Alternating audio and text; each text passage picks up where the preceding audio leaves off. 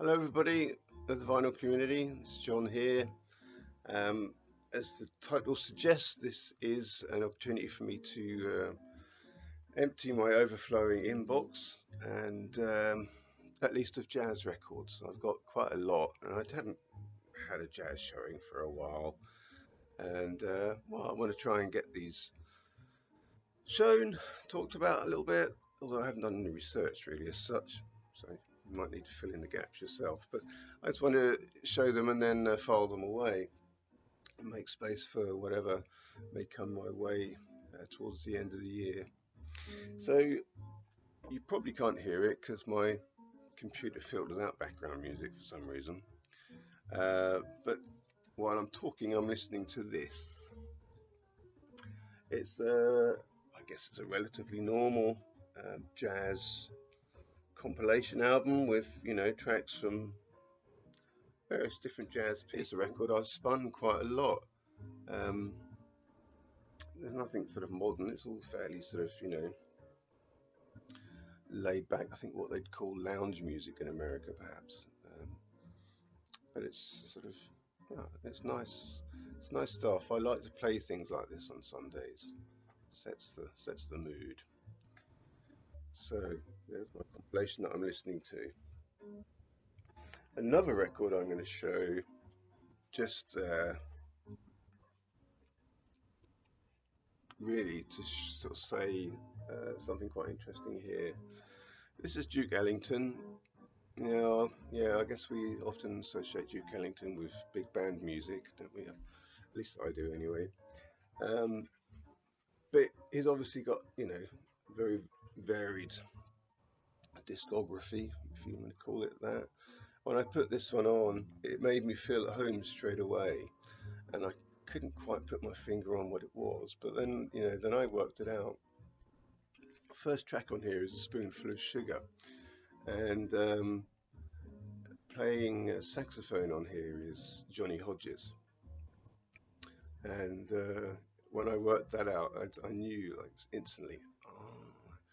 Johnny Hodges was one of my very first sort of proper jazz records, I think, sent to me by James Griffiths, 4 years ago, I suppose now. And yeah, I thought it was interesting because as soon as I heard him play saxophone, I felt like, I know something about this. It reminds me. So yeah, it made me feel part of the club, part of the jazz club. I feel like just through recognizing I knew Johnny Hodges' style and sound. Anyway, so this is Duke Ellington's, um, you know, rendering of some of the songs from Mary Poppins. It's quite a nice little interesting record.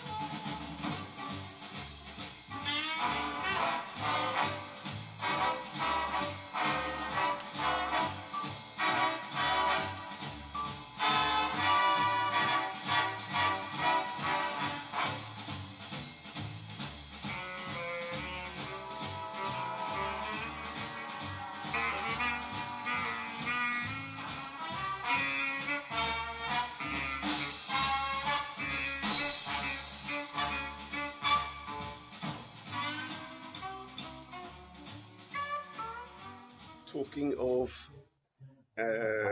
James Griffiths, here's a record that James sent me as VCLT a while back. Oh, it's been such a while now. I haven't done a jazz record showing for a while, and I think this one's kind of hung around waiting to be shown. Very nice, very stylish, very laid back. Bill Evans Trio, very sparse, beautiful stuff. Thanks, James, for sending that over.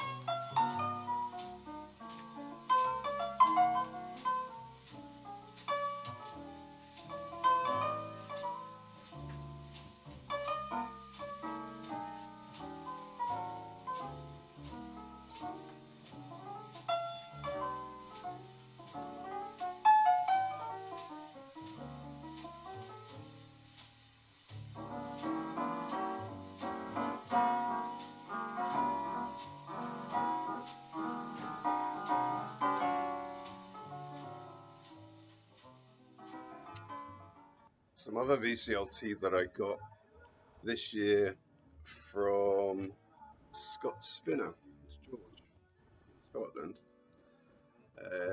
Yeah, amongst other things, he sent me this, um, and it was sealed when it arrived. So I don't know if he went out and bought it for me or whether it's just one that he had extra. I don't know, but brand new copy of Sonny Rollins' original music from the score of Alfie. Very much appreciated. Um, it's one of So the movie Alfie was it starred Michael Caine, didn't it? I think in the '60s, and I know that in recent years there's been a remake of it starring Jude Law. Nowhere near as good as the original. They never are they really? But I was completely unaware that Sonny Rollins was involved in the score for that film. So yeah, very nice to have. Really enjoying listening to this. Thanks, George. This is a touch of Schmilson in the night. Now,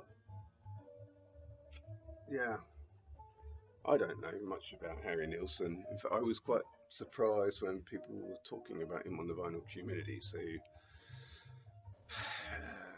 yeah, I mean, to look at least on his record covers, he seems a bit of a deadbeat, doesn't he? But no, he's actually quite an amazing artist. This record I picked up for £1 in a Red Cross shop, purely just to find out what all the fuss was about. And I come home and was really surprised. I had no idea that, you know, I don't think this is particularly typical of the music that he normally made or makes, but it's beautiful. It's very, very calming, laid back. Um, what would you say? Well, sort of jazz classics, I suppose, making Woodby, for instance. As time goes by, it had to be you. He does it in a very special way. I'll see if I can do a bit of a needle drop with a moment or two of this record. Well, I mean, you don't look at this and think, oh, that's a nice laid back jazz record, but it is, and it sounds fantastic. Really, really beautiful record. This. So very happy to have that in my collection. And look out for more of his music. I've often seen him around, and they're not always in the great condition. Um, but yeah, maybe I'll need to hunt Harry Nilsson through the wild, like the Vinyl Professor used to.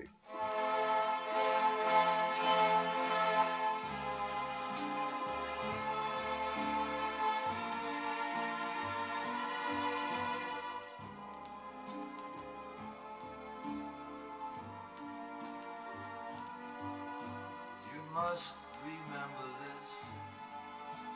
A kiss is still a kiss. A sigh is just a sigh.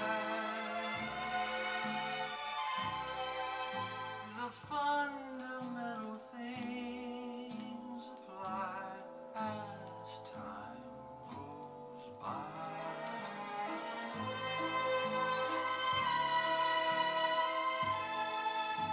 And when two lovers woo, they still say I love you. On that you can rely. Right, so here is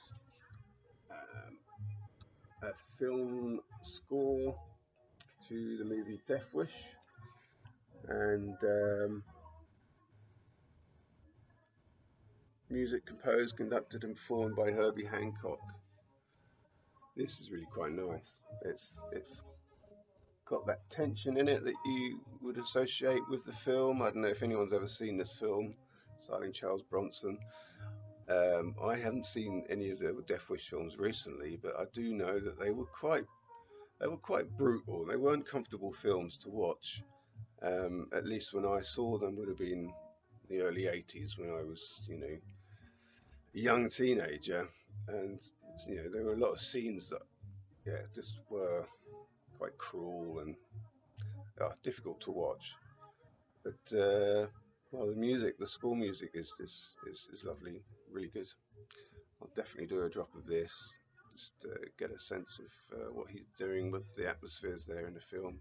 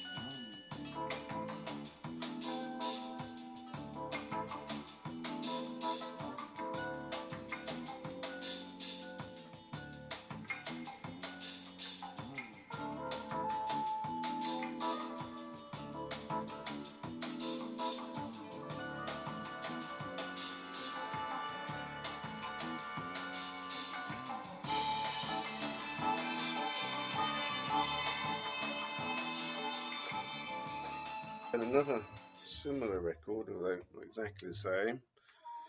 Um, so this is White Rabbit, George Benson, White Rabbit, arranged by Don Sebesky. Features Herbie Hancock, Ron Carter, Herbert Laws.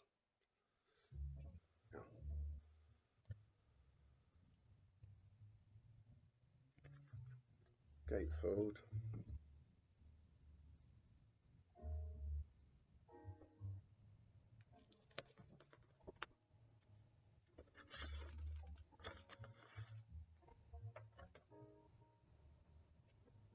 Okay.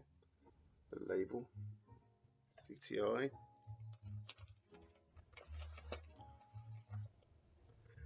I mean, again, it's a sort of similar vibe. I don't really have much more to say to that. Only that it's spun a few times on my turntable, and now needs to get filed away in order.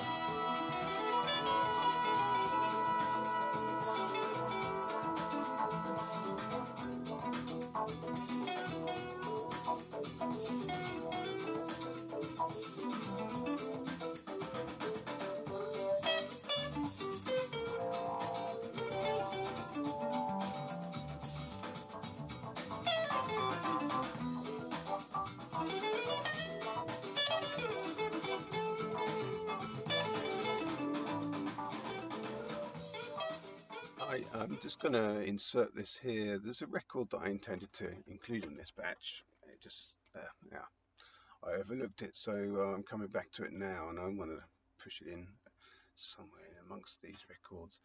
But that record is this one. So this is Mongo Santa Maria. I always want to call him Mongo Santiago, but Mongo Santa Maria. Got one other of his records. It's the one that came out after this. It was called Feeling All Right, and he'd done sort of covers. Feeling All Right. I think it's a Traffic song, isn't it? And he'd done a few other covers of sort of bands that were contemporary at that time. So he's a bongo player, and he leads his own band, and it's sort of Latin, sort of jazz style Latin jazz. Did I say it right? It's jazz, Latin style jazz, not jazz style Latin. Great stuff. I think you'll enjoy this. It's a really good record. I've picked this up, and I think I paid about £7 for it at a Cardiff Antiques Emporium type place. Anyway, there you go. Enjoy.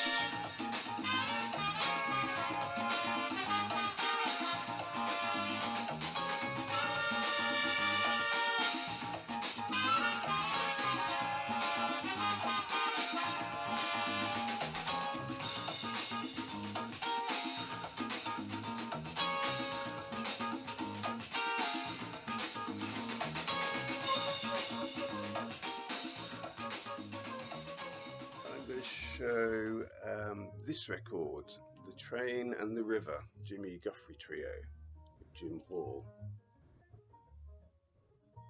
Lovely record.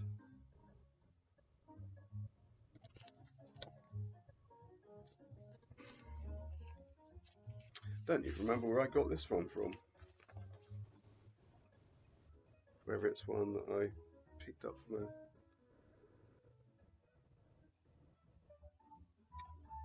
a charity shop, I suspect it was. Got no direct memory of picking up this one, but it's a lovely record. Actually, now that I think about it, I think yeah, it's dusty memories of me finding this in the shop in Barry where I live, bringing it home. I didn't know who Jimmy Guthrie was or who his trio was, but I had a sense that this was a jazz record purely because it talks about the instruments being played by different people on the back. I'll do a drop of this. Nice.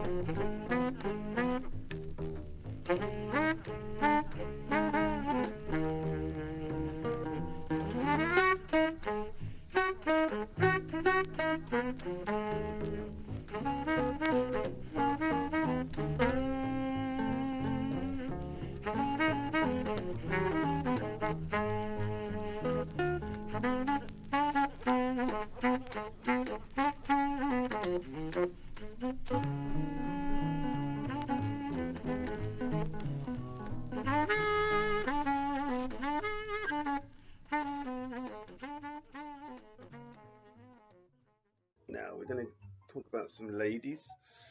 Julie London. Now, when I discovered Greatest Hits record by Julie London, I bought from the Oxfam shop in Penarth, and it blew me away. It's a really good record. I mean, particularly there's some of the early tracks to her catalogue were on there, and they were just amazing.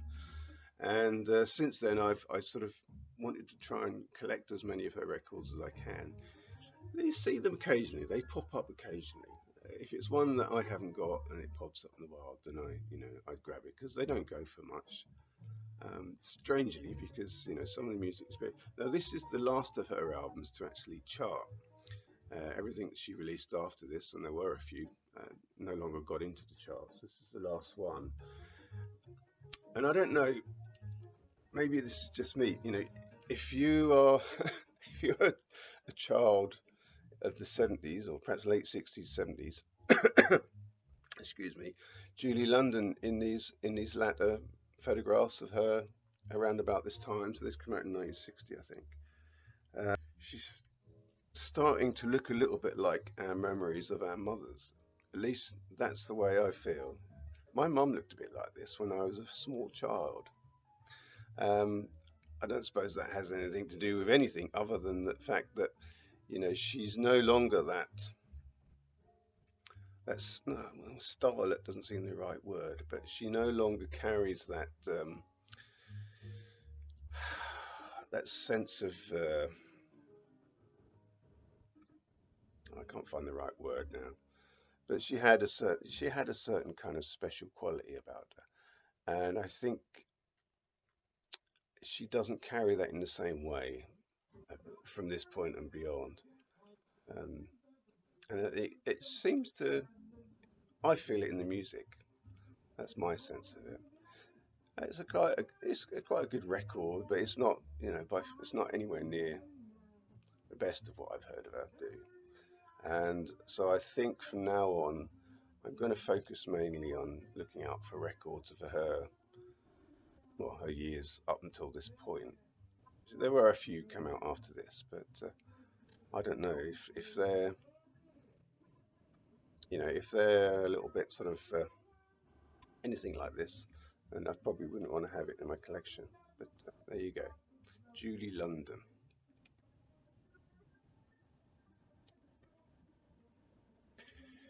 Now, the next record I'm going to show is really quite special.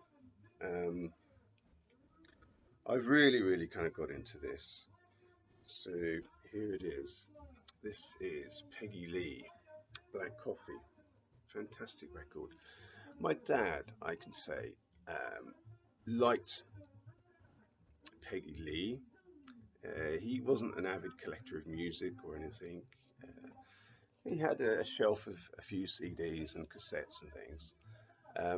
And he did have a quite an extensive compilation on like a double CD of Peggy Lee's music, and he even had a picture of her. I think she featured a picture on the Radio Times that he'd cut out and stuck on his office wall beside his computer desk. I thought that was quite nice because it obviously reminded him of his younger days, and I guess because of his interest, I'd probably deliberately avoided listening to Peggy Lee because I didn't think it would be anything for me. But this came up in the wild, and I grabbed it. It's a very nice record. It's mono, bulletproof. It sounds absolutely amazing. I really like this cover. I mean, the cover is so much of its time, isn't it? Beautiful. They don't make covers like that anymore. And it's the back. There is some fantastic music. So it's on Ace of Hearts. And like so many records from this time, beautifully preserved. People really knew how to look after their records back in the day when these were in people's homes. Yeah, like I said, I'm going to do a needle drop, maybe even almost a full song, maybe of a track from here.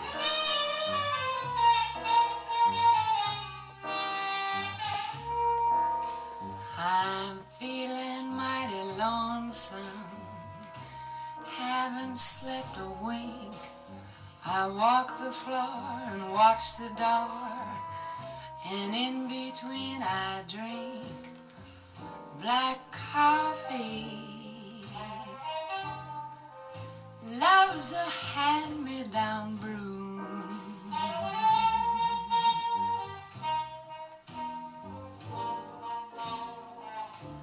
I'll never know a Sunday in this weekday room.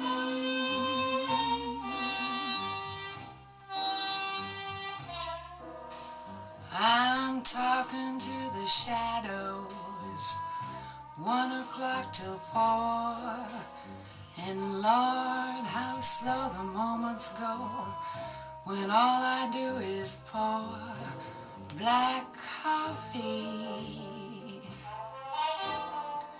Since the blues caught my eye,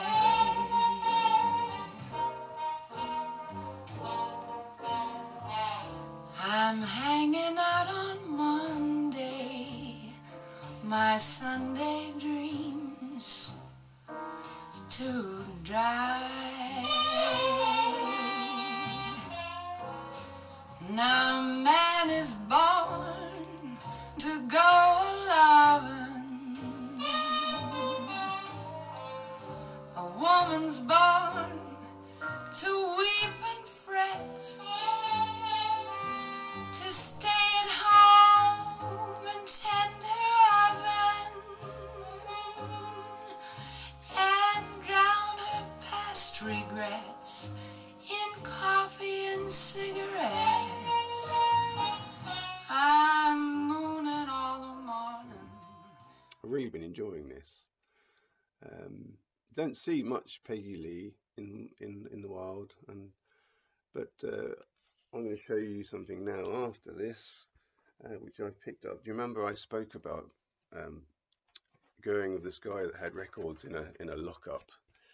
Um, this is one that I found amongst his thousands and thousands of records that I flipped through, and well, I wasn't going to leave without this. So it cost me, from him, little more than £1. I think I paid him about 20. I can't remember now, about £25 for 20 records or something. And this is gorgeous. It's live, obviously.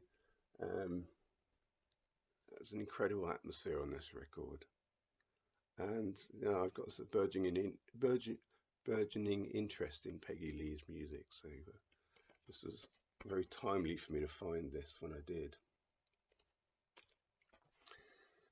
Another record that I bought from that guy, from the records I found in his lockup, was this one. Dakota Staton sings ballads and blues. Didn't know much about her, and still don't really know much about her. I don't think I've ever listened to her before, but this seemed like a record that I should bring home with me. Glad I did. You know, lovely record,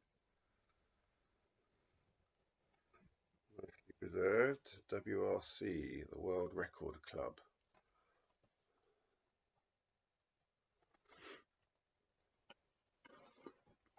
Yeah.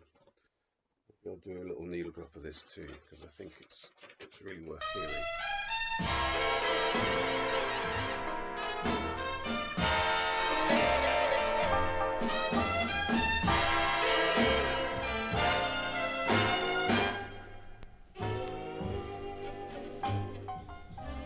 I need someone's hands to lead me through the night. I need someone's arms to hold and squeeze me tight when the night begins and until it ends. I need your love so bad. I need someone's lips to feel next to mine. I need someone to stand up and tell me when I'm lying and when the lights are low and it's time to go. I need your love so bad. Oh, so go on and give it up. Bring it home to me. Or write it on a piece of paper so it can be read to me. I hope this was slightly interesting. Like I said, I haven't really done that much research on these, so I can't tell you an awful lot. I did want to show them. I did want to share some of the tracks on here because I think there's some beautiful music to be heard in this lot. And well, I hope this was mildly interesting for those of you that enjoy this type of thing. I've been a little bit absent, so busy with different things. So it's great to be back and show some records, and hopefully follow up this with some more interesting records where I've got a bit more to say about what I'm showing. Right. Thanks very much, everybody. Check out my next video. Have a great day. Bye. Don't you worry and don't you care, cause I did and I'm in the mood for love. Simply because you're near me. Funny, but when you're near me, I'm in the mood for love.